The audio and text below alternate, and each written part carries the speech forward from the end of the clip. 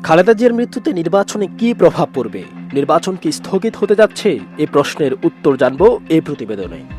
জাতীয় সংসদ নির্বাচনে কোনো বৈধ প্রার্থীর মৃত্যু হলে বা প্রার্থিতা বাতিল হলে নির্বাচন স্থগিত করার বিধান রয়েছে।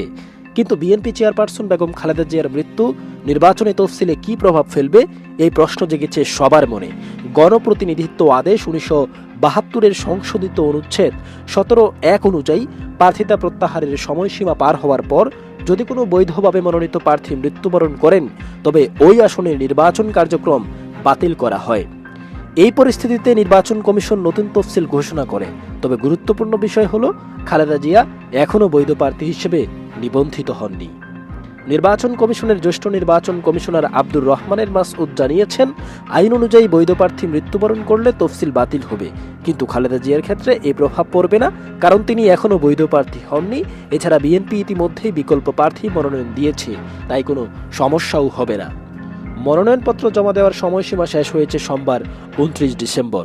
বগুড়া, দিনাজপুর ও ফেনী আসনে বিএনপি খালেদা জিয়ার নাম দেন, তবে এসব আসনে বিকল্প প্রার্থীও মনোনয়ন জমা দিয়েছেন।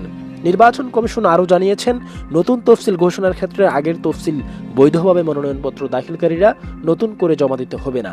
সংক্ষেপে বলা যায়, খালেদা জিয়ার মৃত্যু নির্বাচনের কোনো স্থগিত প্রভাব ফেলছে না। আসন্ন নির্বাচন নির্ধারিত সময়ে অনুষ্ঠিত হবে এবং বিএনপি তার বিকল্প প্রার্থীর মাধ্যমে অংশগ্রহণ করবে।